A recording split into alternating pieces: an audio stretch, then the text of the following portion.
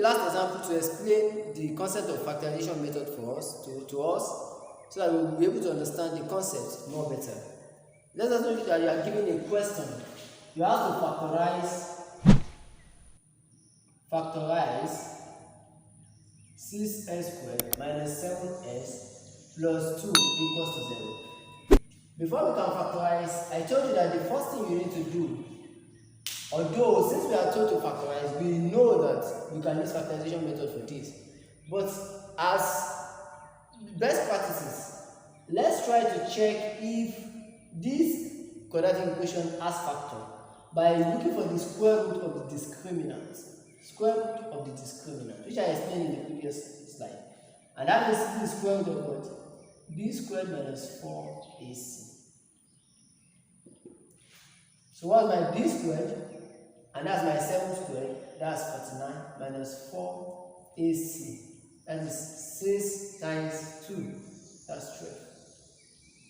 And this gives 49 minus 12 times 4, 48. Of course, we have this. And this one is going to give us what? 1. Square root of 1 is plus or minus 1. So it's also a perfect square. That means this equation can be factorized. So since we have established that, then we have to get the sum side and the product side. The sum side is going to be the coefficient of the variable with the lowest power, which is 7 in this, minus 7 in this case. Then the product side is going to be the product of this coefficient and this coefficient. That's 6 times 2, that's plus 12. So we are looking for the factor. The factors is going to be 2 digits that you multiply together that will give you 12 plus 12. And that same 2 digits will give you minus 7. So what did I say you will do? The approach I said you will consider is that you will start from the lowest number that you multiply together to give you 12. And that is 1 times 12 is 12. That cannot give you minus 7. Then the next one is what? 2 times 6 is 12. 2 times 6 is 12. There is no way you manipulate 2 times 6 to give you minus 7. Then the next one is what? 4 times 3 is 12. The third number is 3. 4 times 3 is 12. 3 times 4 is 12. 3 times 4 is 12.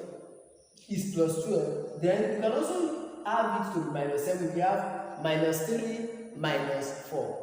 You are going 3 nega, you are going 4 nega. So that is minus 7. Also, minus 3 times minus 4 is also going to give you plus 12. So that means your factor is minus 3x minus 4x. So I haven't established that. So let's plot this in. So this is 6s squared minus 3s minus 4x plus 2 equals 0. Then this one is in pair now. So you can just circle it out. So you factorize. 3s is common to these two entities. So we move 3 here, this 2x minus 1. The minus here at the front of the bracket. Watch what this minus will do to the sign here. What is common to these two? We have 2 to be common. Then this is 2x. This minus, because it's at the front of this bracket, is going to change this plus to minus. Change this plus to minus. Then we have, what do you have here? We have 1 equals to 7. So you are factorizing again. What is common to the 2 here inside the bracket? 2x minus 1 equals to 0. Sorry, let me take it step by step. Then 3x minus 2 equals to 0. So 2x minus 1 equals to 0, or 3x minus 2 equals to 0. Then this 2x equals to 1. Yeah, of course. Or 3x equals 2. Finalizing this, x equals to 1 over 2. Or s is equals to 2 over 3. So these are the answers you get when you are done factorizing. It's very simple, right? It's a very simple procedure. So that will be all on the factorization method. So we move to another method that will be applied to solve this quadratic equation. And that one is more general method that was developed by the Arabian mathematician.